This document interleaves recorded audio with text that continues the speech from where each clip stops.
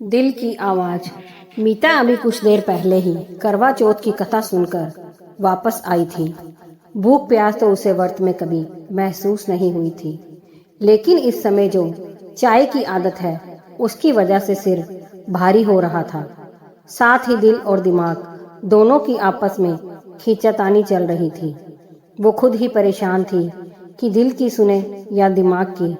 इसी कश्मकश के चलते वो आंखें बंद करके थोड़ी देर दिमाग को आराम देना चाहती थी, लेकिन विचारों की उथल पुथल ने उसे 30 साल पीछे पहुंचा दिया।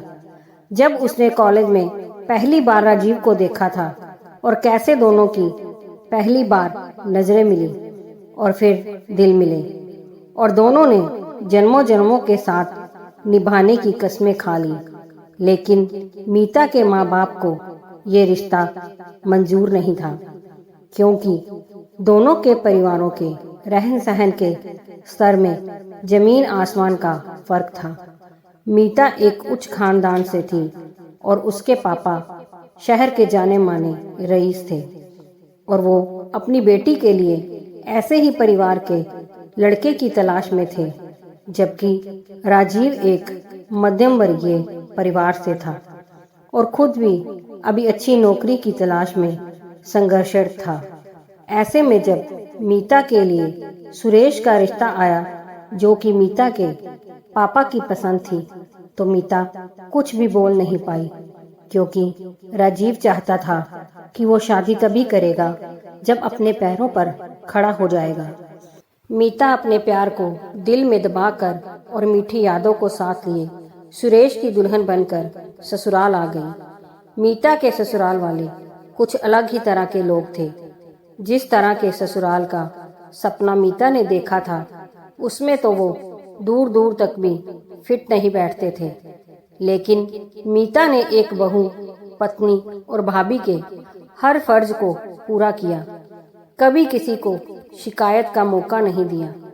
सुरेश भी बहुत अच्छे स्वभाव का था, लेकिन उसकी आदतें और रहन सहन भी मीता से बिल्कुल अलग थे। उसने मीता को कभी किसी चीज के लिए रोक टोक नहीं की, ना कभी शिकायत की, ना कभी हक से डांटा, ना ही प्यार जताया।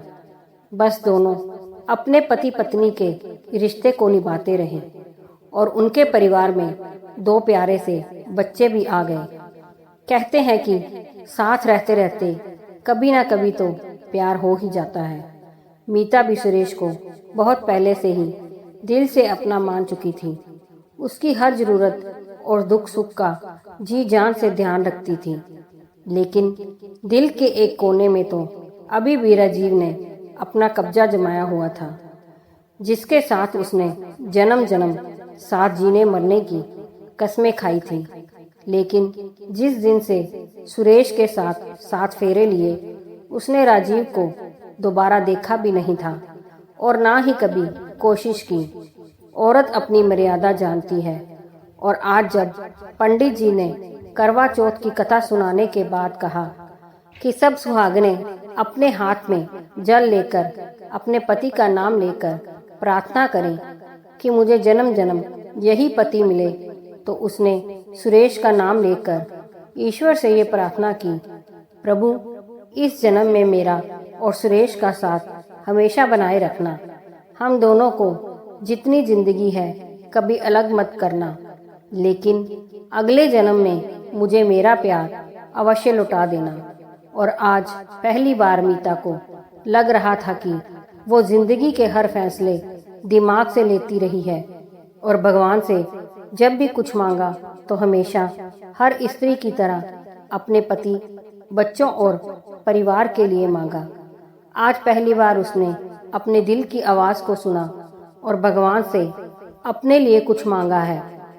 और इस समय दिल कह रहा था कि तुमने पहली बार मेरी आवाज को दबाया नहीं है, और दिमाग कह रहा था कि नहीं, ये गलत है, एक सुहागिन होकर तुम ऐसा कैसे कर सकती हो। दोस्तों, अगर कहानी पसंद आई हो तो लाइक, सब्सक्राइब, शेयर जरूर कीजिए।